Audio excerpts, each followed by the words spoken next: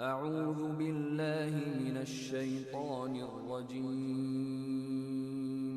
بسم اللہ الرحمن الرحیم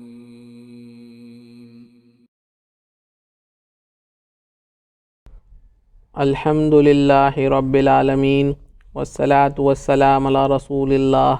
وعلی آلہ واصحابہ اجمعین اما بعد۔ الحمدللہ آج ہم لوگ رقیہ ورکشاپ کے ترجمے کے 90 جز پہ ہیں، پارٹ 9 پہ ہیں۔ اب تک جو ہم نے جتنے پارٹ کیے 8 پارٹ کیے، اس میں ہم رقیہ کرنے کے جو طریقوں کو سمجھ رہے تھے، تو 9 طریقوں کو ہم سمجھ چکے ہیں۔ تو ایک بار ان کو واپس سے نوٹ کر لیتے ہیں۔ سب سے پہلا جو تھا جس میں صرف رقیہ کے طور پہ آپ آیتوں کو پڑھیں گے۔ دوسرا طریقہ جہاں ہے اس میں آپ کو پڑھنا ہے اور پیشنٹ پہ دم کرنا ہے، یعنی پھونکنا ہے اس طرح سے۔ تیسرا جو طریقہ ہے اس میں آپ کو پڑھنا ہے اور تھکانا ہے اس طرح سے۔ چوتھا جو طریقہ ہے اس میں پڑھنا ہے اور مسح کرنا ہے، وائپ کرنا ہے۔ پانچواں جو طریقہ ہے اس میں پڑھنا ہے اور جہاں درد ہے اس جگہ پہ ہاتھ رکھنا ہے، اگر سر پہ درد ہے آپ سر پہ ہاتھ رکھ کے پڑھتے جائیں۔ ساتواں جو طریقہ ہے اس میں پڑھنا ہے انگلی پہ اور پھر دم کر کے پڑھ کے دم کر کے پھر مٹی پہ لگا کے پھر اس کو پیشنٹ پہ لگانا ہے۔ آٹھواں جو طریقہ ہے اس میں نمک اور پانی کو درد کی جگہ پہ بہانا ہے، یعنی ایک برتن میں پانی لے کے اس میں نمک ڈال کے ملا کے اس کو جہاں درد ہے اس جگہ پہ ڈالنا ہے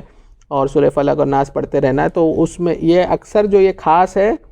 ایسے وقت کے لیے جب کسی کو کوئی چیز ڈنک مار لے، جیسے بچھو ڈنک مار لے یا شہد کی مکھی ڈنک مار لے یا کوئی انسیکٹ ڈنک مار لے یا سانپ کاٹ لے، تو ان چیزوں کے لیے یہ طریقہ جو ہے وہ خاص ہے۔ نوواں طریقہ جو ہے وہ پانی کے برتن میں مٹی ملا کر پھر اس پہ پڑھنا ہے اور پھر اس کو بیمار شخص پر اس پانی کو ڈالنا ہے۔ یہ 9 طریقے ابھی تک ہم پچھلے حصوں میں سمجھ چکے ہیں۔ اب انشاءاللہ آج ہم 10ویں جو طریقہ ہے اس کو سمجھیں گے، لیکن یہ جو 10واں طریقہ ہے اس میں سب سے زیادہ اختلاف ہے۔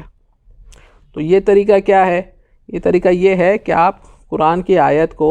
زعفران سے اور اس کو گلاب کے پانی وغیرہ ملا کے اس طرح سے قرآن کی آیت کو ایک پیپر پہ لکھیں اور پھر اس پیپر کو پانی میں ملائیں، گھولیں تھوڑا اور پھر نکال لیں اس پیپر کو اور پھر اس پانی کو پیشنٹ کو پینے دیں۔ تو یہ جو ہے شفا کی نیت سے پیشنٹ جو ہے وہ رقیہ کی نیت سے اس پانی کو پیے۔ تو یہ ہے آج کا طریقہ۔ تو اس کے تعلق سے ہم لوگ سمجھیں گے کہ کیا حدیثوں سے اور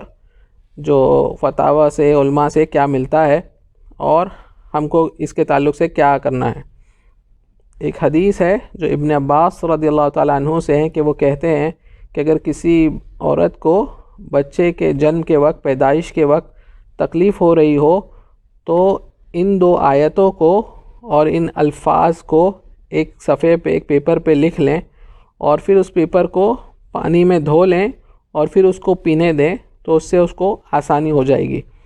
تو اس میں جو الفاظ ہیں وہ ہے بسم اللہ الذی لا الہ الا هو الحلیم الکریم سبحان اللہ رب السماوات السبع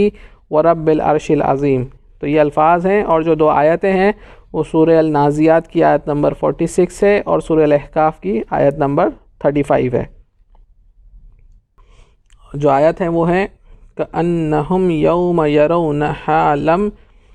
یلبسوا الا عشیۃ او ضحاہا، اور دوسری جو آیت ہے وہ ہے کأنہم یوم یرون ما یوعدون لم یلبسوا الا ساعۃ من نہار بلاغ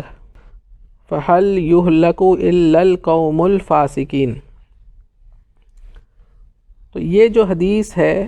یہ ہم نے اس کا ذکر یہاں پہ اس لیے کیا،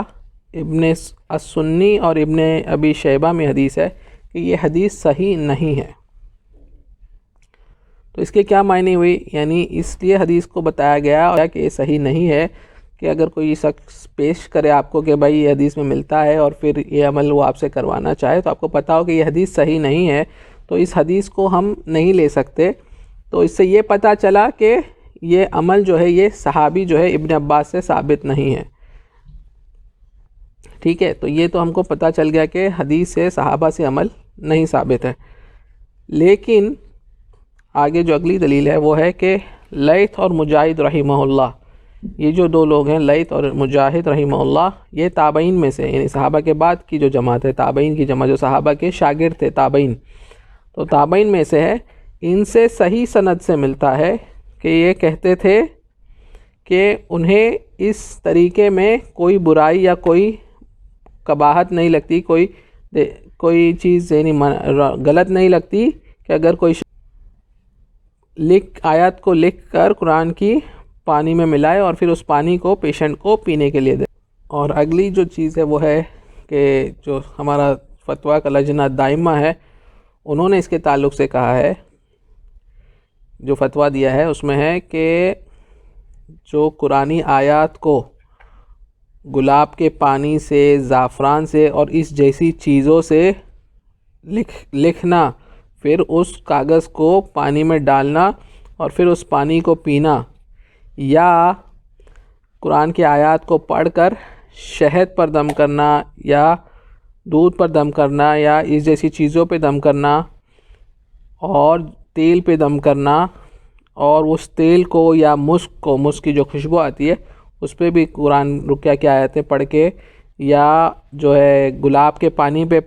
دم کر کے قرآن کو پڑھ کے ان چیزوں کو جسم پہ لگانا، تیل کو یا مسک کی خوشبو کو یا گلاب کے پانی کو، تو ان چیزوں میں کوئی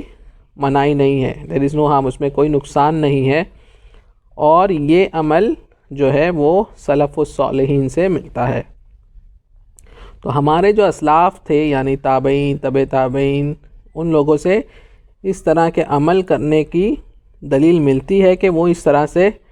عمل کیا کرتے تھے، اس لیے اس طریقے میں کوئی حرج نہیں ہے. اگلا جو فتویٰ ہے جو ہمارے شیخ صالح الفوزان کا فتویٰ ہے، وہ کہتے ہیں کہ قرآن کی آیات کو پیپر پہ لکھنا، کاغذ پہ لکھنا، پھر اس پیپر کو پانی میں ڈبونا اور پھر اس کو بیمار شخص کو دینا پینے کے لیے اس پانی کو، اس کے تعلق سے بہت سے علماء نے اجازت دی ہے. اور یہ اجازت دی ہے کس بیسس پہ، کس سبب سے اجازت دی ہے؟ پہلا سبب جو انہوں نے بیان کیا وہ ہے کہ قیاس کر رہے ہیں، جو رقیہ کا طریقہ آ رہا ہے جس میں ہم قرآن سے صحابہ علاج کرتے تھے، تو اس طریقے علاج سے قیاس کرتے ہوئے انہوں نے اس طریقے علاج کو جائز کہا ہے. اور دوسری چیز جو ایک عام اجازت ہے قرآن کا استعمال رقیہ میں کرنے کی، تو ان دو چیزوں کی بیسس پہ علماء نے اس طریقے کی اجازت دی ہے، کیونکہ اللہ نے ہم کو کہا ہے کہ قرآن میں جو ہے شفا ہے، تو اس میں کوئی بری بات نہیں ہے، کوئی نقصان نہیں ہے انشاءاللہ. لیکن زیادہ افضل اور زیادہ صحیح یہی ہے جو ہم کو صحیح احادیث سے اللہ کے نبی صلی اللہ علیہ وسلم سے طریقہ ملتا ہے، اور وہ طریقہ یہ ہے کہ آپ پیشنٹ کے اوپر جو ہے ڈائریکٹلی آیات کو پڑھیں، یا آپ جو ہے پڑھ کے پانی پہ پڑھیں اور اس پانی کو پیشنٹ کو پینے دیں. تو ہم جو ہے اس فتوے کو جو ہے زیادہ ترجیح دیں گے کہ حالانکہ یہ طریقہ جائز ہے، یہ طریقے کو ہم حرام نہیں کہتے ہیں، منع نہیں کہتے ہیں، لیکن زیادہ افضل ہے کہ آپ ڈائریکٹلی پیشنٹ پہ پڑھیں یا پیشنٹ کے سامنے پیشنٹ کو دم کر کے پانی پہ پڑھیں اور وہ پیشنٹ جو ہے اس پانی کا استعمال کریں.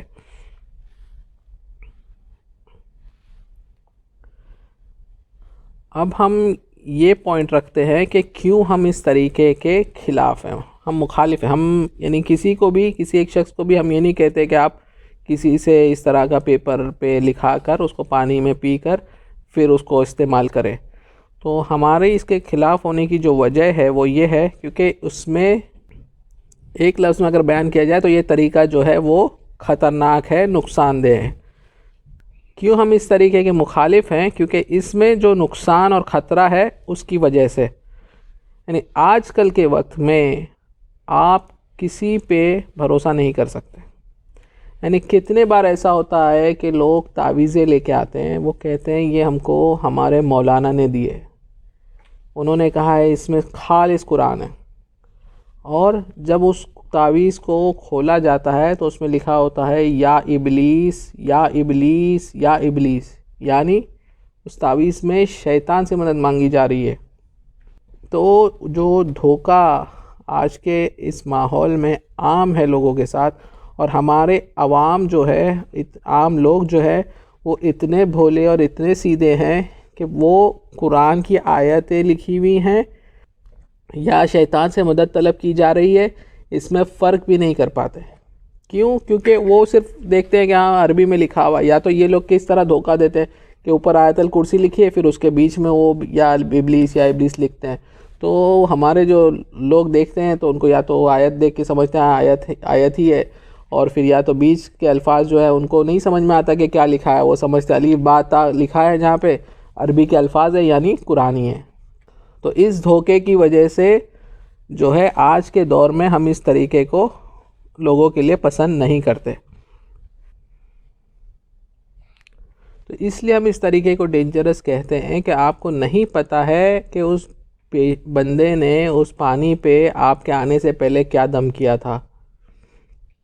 یا اس میں کیا چیز ملائی تھی۔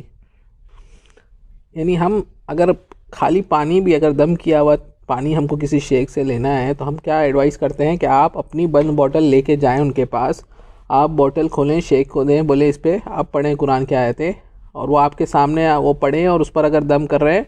پھر آپ وہیں پہ اس بوٹل کو بند کریں اور لے کر آئیں۔ اگر اس طرح سے پانی آپ لے رہے ہیں تو ٹھیک ہے۔ اگر آپ کسی سے بھی پانی لے کے آ رہے ہیں، آپ کو نہیں پتہ ہے اس نے اس پانی پہ کیا دم کیا ہے، آپ کو نہیں پتہ اس نے اس پہ آپ کو کیا پڑھ کے دیا ہے، اس نے اس پہ قرآن کی آیتیں پڑھی ہے یا اس نے شیطانی کلام پڑھا ہے،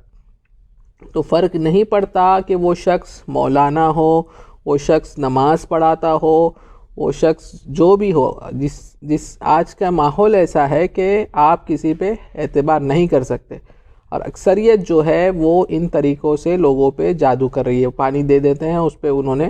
اپنا جو بھی جادوئی کلام پڑھا ہے وہ پڑھ کے دیا ہوا ہے، اور ہم لوگ سمجھ رہے ہیں کہ یہ دم کیا ہوا دعا کا پانی ہے، اور ہم لوگ اس کو لے کے آ کے استعمال کرتے ہیں اور اس طرح جادو کے شکار ہو جاتے ہیں۔ تو کسی پہ بھروسہ نہیں کرنا ہے، صرف خود اگر آپ کر رہے ہیں، خود آپ پڑھ رہے ہیں یا آپ کے سامنے کوئی پڑھ رہا ہے قرآن کی آیتیں اور دم کر کے دے رہا ہے تب بات الگ ہے۔ اگر آپ کسی شخص کے پاس جا رہے ہیں، وہ پانی میں ایک پیپر ڈال رہا ہے جس پہ اس نے آیت الکرسی لکھی ہوئی تھی، لیکن آپ کے آنے سے پہلے اس نے پانی پہ کیا دم کر کے ملایا آپ کو نہیں پتہ ہے۔ ہو سکتا ہے وہ چیز اس نے کوئی شیاطین کے نام پہ جانور ذبح کیا ہو، اس کا کچھ ڈراپس پانی میں ملا دیے ہوں، یا کوئی اور جادوئی چیز اس نے اس میں ملا دی ہو، اس کے بعد نکال دی ہو، اور اس کے بعد آپ کے سامنے دکھانے کے لیے آیت کو ڈالے اور نکالے۔ اس لیے یہ طریقے کو ہم بہت زیادہ خطرناک سمجھتے ہیں اور لوگوں کو اس سے بہت اوائڈ کرنا چاہیے اس طریقے کو۔ تو صرف ہم یہ کہیں گے کہ اگر کوئی شخص ہے جو خود آیت لکھ رہا ہے اور پھر اس آیت کو خود جو ہے پانی میں ملا رہا ہے اور نکال کر اگر پی رہا ہے یا اپنے گھر میں کسی کو دے رہا ہے، تو ہم اس کو حرام نہیں کہیں گے۔ ہم یہ نہیں کہیں گے کہ اس نے جو طریقہ استعمال کیا وہ حرام ہے، وہ جائز ہے، لیکن ہم اس کو ریکمینڈ نہیں کرتے۔ تو انشاءاللہ تعالیٰ آج اس 10ویں طریقے پہ ہم رکیں گے، اور پھر اگلے جز میں انشاءاللہ آگے کے ٹاپک کو کور کریں گے۔ اللہ رب العالمین ہم سب کو غلط طریقوں سے بچائے، غلط دھوکہ دینے والے